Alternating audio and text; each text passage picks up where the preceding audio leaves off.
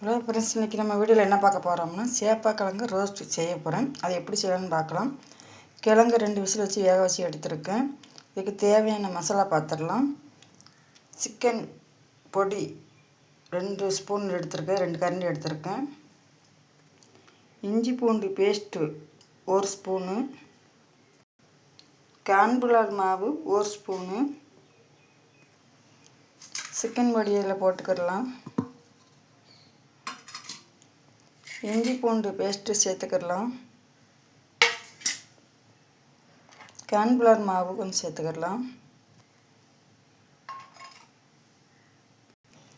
ஏற்கனவே சிக்கன் பொடியில் உப்பு இருக்கும், அதனால் நம்ம கொஞ்சம் குறைச்சியே போட்டுக்கிடலாம்.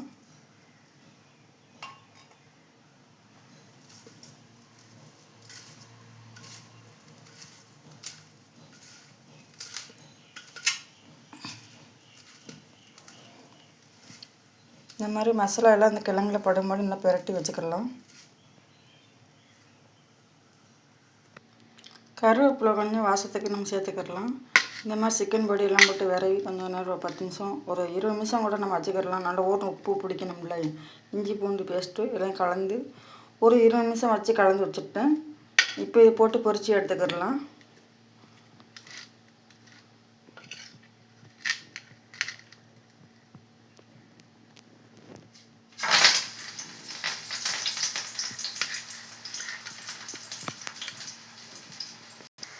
இந்த மாதிரி எண்ணெய் காயவும் இந்த மாதிரி கொஞ்சமாக எடுத்து நம்ம பொரித்து எடுத்துக்கிடலாம்.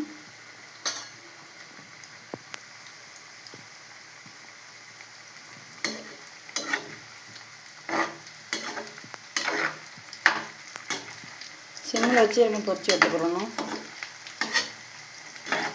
நல்லா இந்த சேப்பக்கிழங்கு ரோஸ்ட் நல்லாயிருக்கும் சாப்பிட்றதுக்கு. சாம்பார் சாதத்துக்கு, தயிர் சாதம், ரச சாதம்.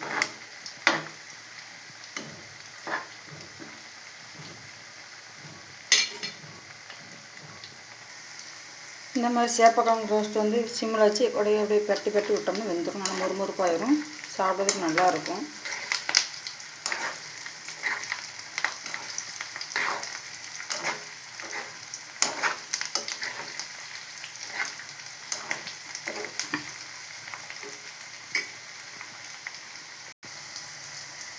இந்த மாதிரி சேப்பக்கிழங்கு ரோஸ்ட் வேகவும் நம்ம எடுத்து சிம்மில் வச்சு வேக வச்சு நல்லா முருகாக வந்துடும். அப்படியே எடுத்துட வேண்டியதாங்க.